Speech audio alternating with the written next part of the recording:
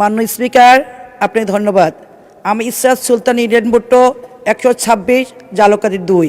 মাননীয় স্পিকার, আমি প্রথমেই ধন্যবাদ দেব আমাদের বাংলাদেশের প্রধানমন্ত্রী জনাব তারেক রহমানকে, যিনি আমাকে 2026 আমাকে নমিনেশন দিয়েছে, বিপুল ভোটের ব্যবধান রেখে আমাকে জালকাঠি নলছিটির সোনার মানুষ এমপি বানিয়েছেন।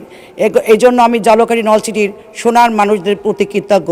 মাননীয় স্পিকার, আমার প্রতি দলের আস্থা এবং জনগণের ভালোবাসার কারণে এই মহান সংসদে আমি আসতে পেরেছি। মাননীয় স্পিকার, এই 17 বছরে যারা প্রাণ দিয়েছে, আত্মবরণ করেছেন, তাদের বিশেষ সময় বিশেষ মুহূর্তে আমি তাদের আত্মার মাগফিরাত কামনা করছি। মাননীয় স্পিকার, 2000 সালে আমার স্বামী মরহুম জুলফিকার ভুট্টোর অকাল মৃত্যুতে আমাকে 2001 সালে ম্যাডাম খালেদা জিয়াকে আমাকে নমিনেশন দিয়েছে।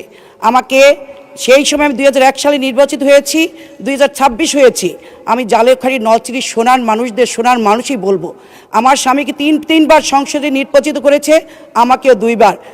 মাননীয় স্পিকার, আমি এই সোনার মানুষদের কৃতজ্ঞতা জানাই, কিন্তু দুঃখ লাগে মাননীয় স্পিকার, যখন সোনার মানুষদের মুখের দিকে তাকাই, না আছে উন্নয়নের, বিগত সরকারের সময় কোনো উন্নয়ন হয় নাই, হয়েছে লুটতারাজ। এই নদী খর্মে বিলীন হয়ে যাচ্ছে জালকাঠি নলছিটিবাসী। তারা ট্যাক্স দেয় সরকারকে, কিন্তু তারা কোনো সুযোগ সুবিধা পাচ্ছে না। এখানে মাননীয় প্রধানমন্ত্রী আছে, মন্ত্রী আছে, পানি সম্পদ মন্ত্রী, তাকে আমি বলবো বিগত দিনের সরকারের সে ট্যাক্স মাফ করে নূতন করে ট্যাক্স দেওয়া হোক। মাননীয় স্পিকার, আপনার ধন্যবাদ। আপনি আমার জন্য দোয়া করবেন, আমার সোনার মানুষদের দিকে সবাই ইনশাল্লাহ খেয়াল রাখবেন। সবাই ধন্যবাদ। মাননীয় স্পিকার, আসসালামু আলাইকুম।